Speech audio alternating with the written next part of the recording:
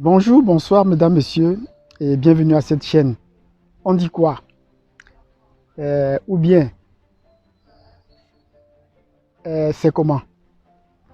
Euh, Méthodologie pour comprendre la situation actuelle, pour comprendre l'actualité, surtout au niveau africain. Il y a une certaine méthodologie qu'il faudrait aborder et ne plus comprendre les informations à tort et à travers. Comment faisons-nous pour comprendre cette actualité? Ici, cette chaîne, nous allons définir la façon dont on entend raisonner. Vous savez, le raisonnement est bâti à l'école. Il y a deux axes sur lesquels on bâtit les raisonnements. Il y a d'abord l'école, où on apprend à l'enfant à raisonner d'une certaine façon, parce qu'on cherche un certain résultat. Et il y a un autre raisonnement qu'on enseigne de par la croyance. Je veux dire qu'on enseigne dans les églises pour les chrétiens, dans les mosquées pour les musulmans, dans les synagogues pour les juifs, ainsi de suite. Ainsi que dans les pagogues, on enseigne une autre façon de faire. Donc on essaye de formater l'homme pour qu'il essaie de voir les choses d'une certaine façon. Et s'il arrivait qu'on mettait tous ces raisonnements ensemble, si le raisonnement qu'on a à l'école peut parfois s'allier peut parfois se rapprocher jusqu'à un certain niveau du raisonnement qu'on a dans les églises, parce qu'ils ne se coïncident pas, ils tendent plutôt à se distancer avec le temps. Ils formaient ensemble un corps, mais avec le temps, il est en train de se dissocier, de se distendre. La distance entre l'église et l'école est en train de prendre beaucoup plus, le fossé est en train de s'élargir au fur et à mesure. Donc voilà la situation. Et ce fossé s'élargissant, ça place généralement les individus dans une situation d'incompréhension, où on ne comprend plus que quand vous allez à l'école, vous avez un discours, vous allez à l'église, vous avez un discours. Et il y a ces chocs, alors qu'il ne devait pas avoir normalement ces chocs. Il y a un choc maintenant. Comment faire pour comprendre cette situation? Alors, nous pensons qu'il faudrait développer à côté une réflexion alternative. Il faut développer une réflexion alternative. Comment est-ce qu'on peut voir les choses de façon alternative? Pour voir les choses de façon alternative, il faut développer un autre type de raisonnement. Et certains n'hésitent pas à parler d'un raisonnement parallèle. Il faut mener un raisonnement parallèle. Je veux dire un raisonnement qui est à côté de ce que l'école promet déjà et à côté de ce que l'Église entend aussi faire. Donc on laisse ces deux cheminements qui sont compris par la pensée occidentale. C'est l'essentiel même, ou la structuration de la pensée occidentale. On devrait développer à côté un raisonnement parallèle qui permettrait de s'interroger ou de questionner les événements suivant d'autres canons, suivant d'autres approches. Donc c'est ce que nous pensons qu'il faut faire pour mieux comprendre l'actualité de nos jours, pour mieux développer un raisonnement qui soit à peu près équilibré. Mais auparavant, il faut déjà bien comprendre le raisonnement qu'on fait déjà, non seulement dans les écoles, non seulement dans les lieux de culte, mais il faut également développer une stratégie qui mixe les deux et qui se met plutôt un peu à la marge.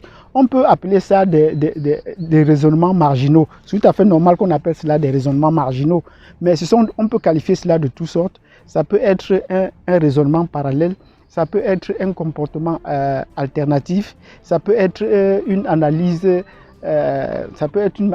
altermondialiste, c'est-à-dire qui s'occupe de la mondialisation, parce que les canons de réflexion ou d'analyse qu'on a utilisés jusqu'à présent, surtout dans les masses médias à l'école, sont peut-être des canons conventionnels. On appelle cela des canons conventionnels, comme il en est du cas de la médecine.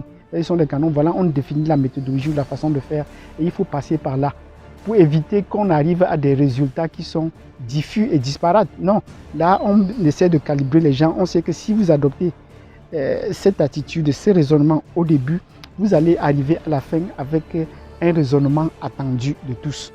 Et voilà, le cheminement peut être vraiment suivi, il peut être logique. Ça, c'est d'après ce que les canons conventionnels prédisent. Mais jusque-là, ils n'ont pas apporté de résultats probants. C'est-à-dire, ces modèles opératoires sont devenus inopérants face à certaines situations. On n'a qu'à voir ce que nous vivons actuellement.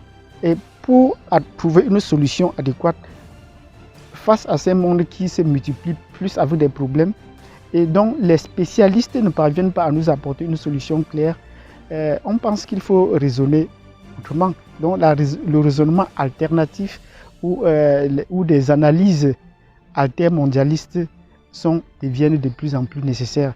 Parce que là, on ne réfléchit plus sur le long terme, c'est un problème à résoudre sur le tas. Alors que les autres créent des problèmes, un raisonnement alternatif peut permettre de résoudre le problème qui se pose à l'instant. Quand nous prenons le cas de la pandémie qui est en cours actuellement, alors que la médecine conventionnelle développe plutôt des stratégies pour nous parler de vaccination, pendant que les gens meurent, sur le long terme, il faut attendre au moins 12 mois pour en avoir depuis qu'il l'a déclaré. Mais on se rend compte que les raisonnements alternatifs posent le problème plutôt autrement. Comment est-ce qu'on fait pour trouver un médicament, un remède maintenant? C'est ça qui est important. Comment on trouve un remède maintenant?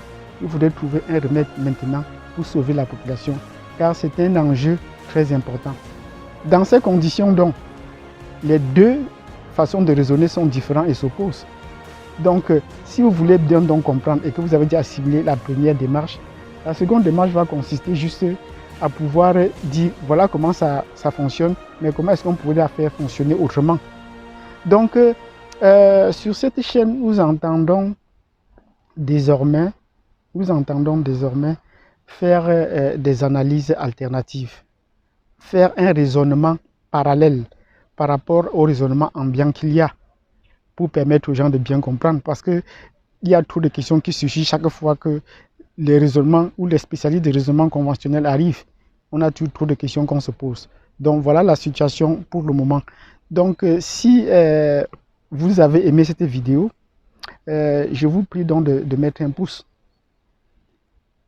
de vous abonner et de cliquer sur la cloche de notification, parce que ce serait là le fondement ou l'idéologie sur laquelle nous allons reposer la production de nos vidéos.